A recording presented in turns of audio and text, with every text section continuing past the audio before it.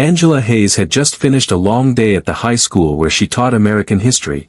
Ironically, she had spent that afternoon discussing civil rights and the importance of knowing one's rights. Driving home in her well-maintained SUV, she looked forward to a quiet evening. But just miles from her house, red and blue lights flashed behind her. She pulled over calmly, assuming it was a routine stop. A stern voice approached her window, Officer Ramirez, with another officer, Barnes, flanking the passenger side. License and registration, Ramirez demanded. Angela, confused, asked politely, "May I ask why I'm being pulled over?" Ramirez responded curtly, "Your tags look expired. Step out of the vehicle." Angela pointed out that her registration was up to date and clearly visible, but Ramirez ignored her.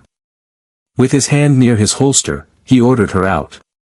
The second officer mirrored his tone, silent but watchful. Angela's instincts kicked in. She discreetly began recording with her phone, speaking calmly into it, "My name is Angela Hayes. I'm being detained. I haven't been told why." Officer Ramirez told her to turn it off. She refused. "It's my right to record.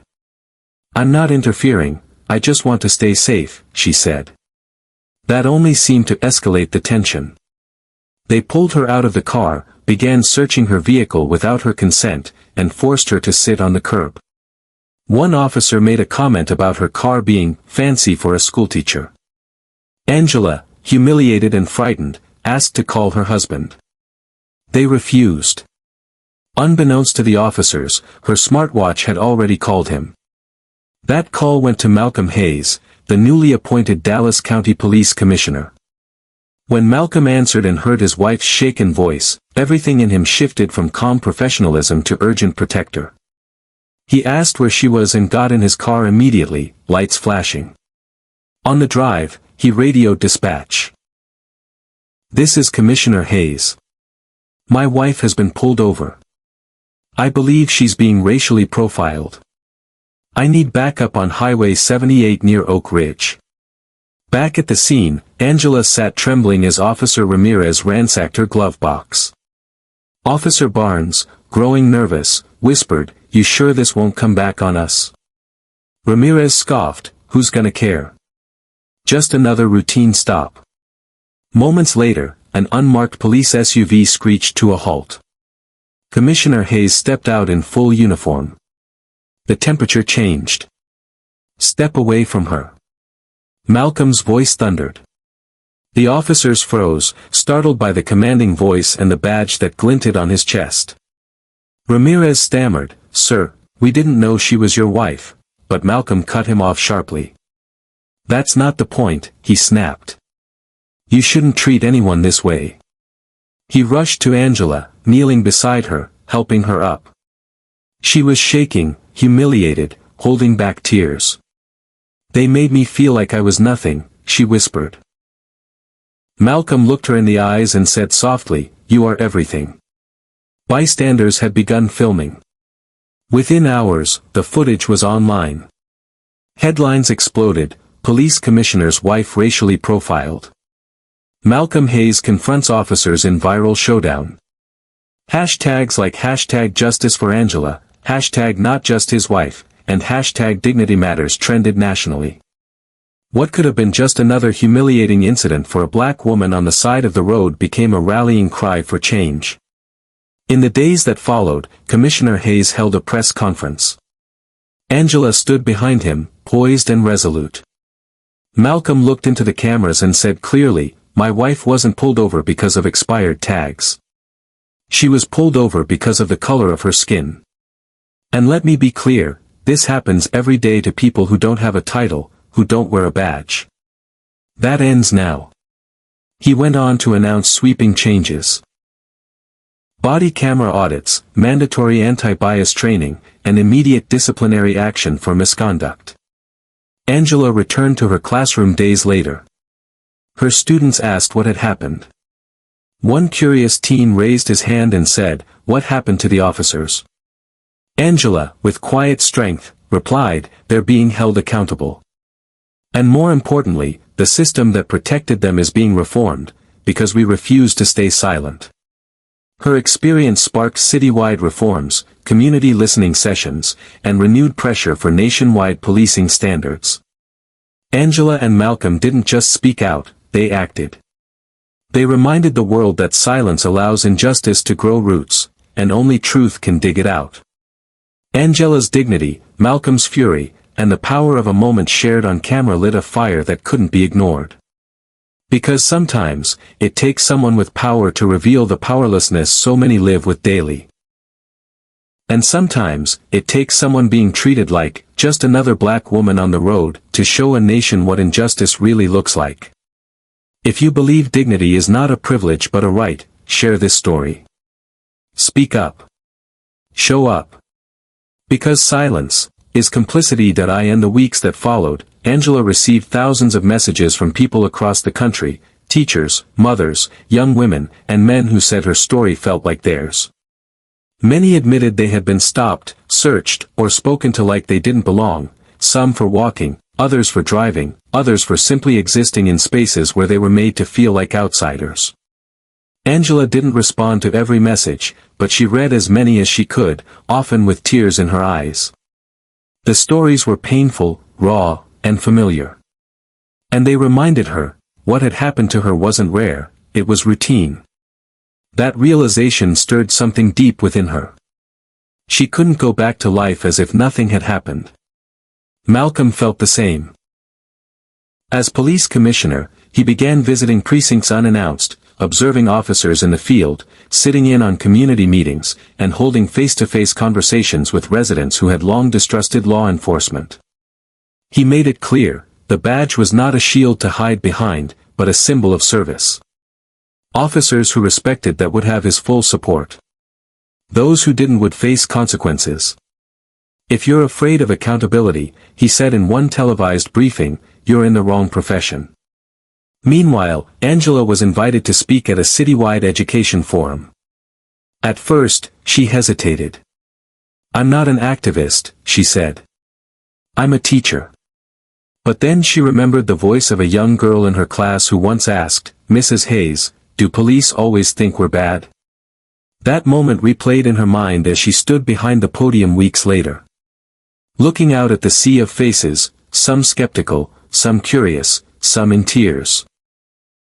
Angela said, I was searched, humiliated, and dismissed on the side of the road not because I did something wrong, but because someone decided I looked wrong.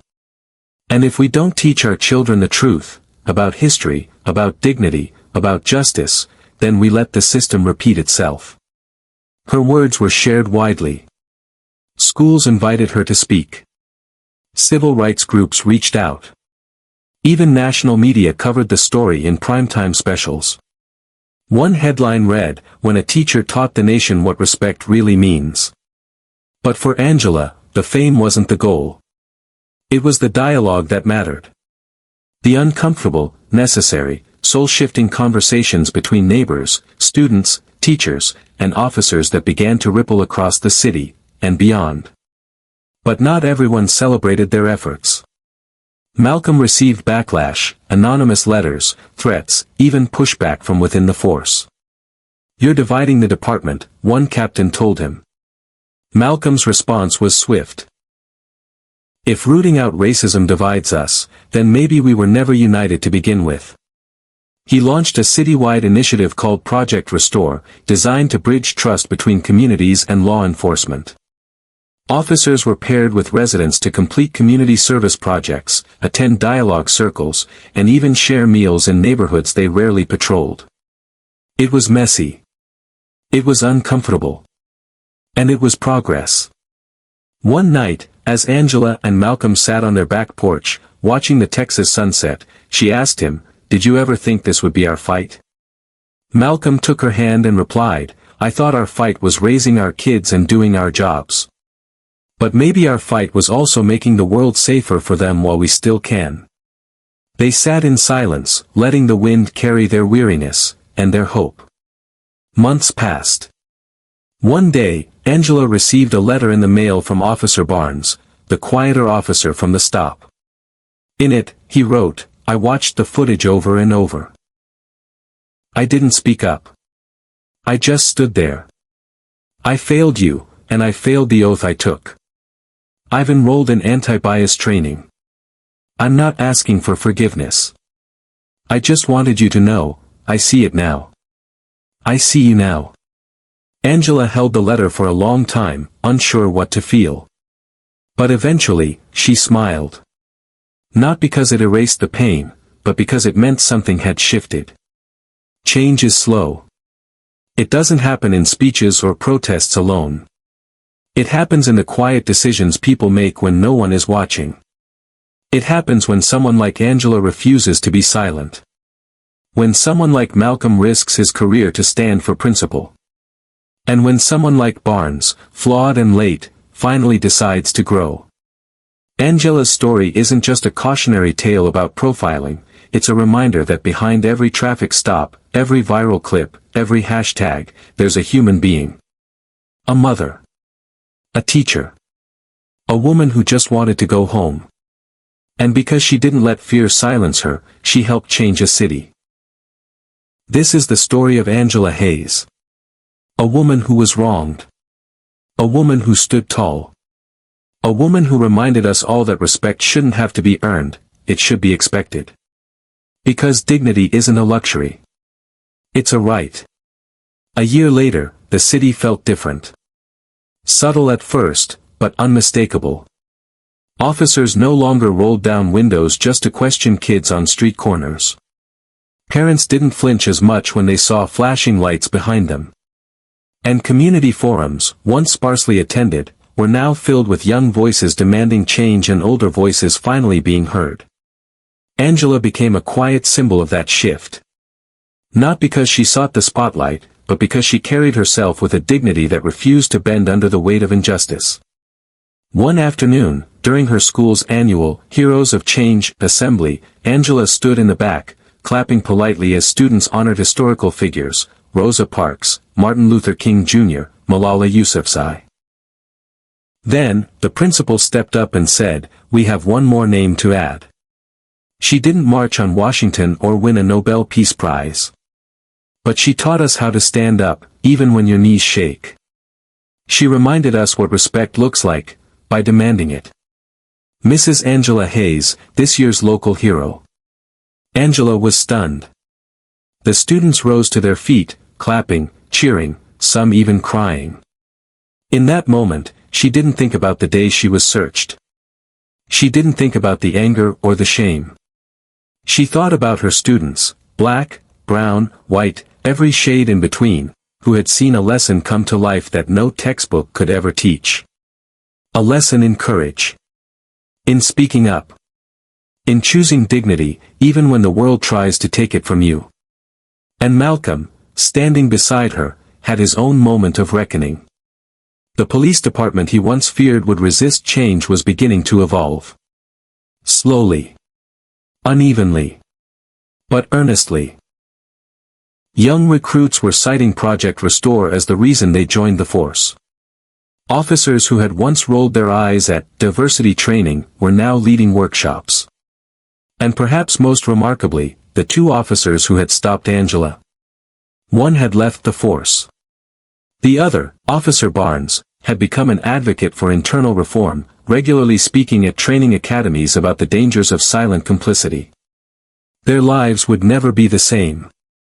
But maybe that was the point. Maybe pain, when faced with purpose, becomes something greater. A seed. A spark. A bridge to something better. Angela still teaches.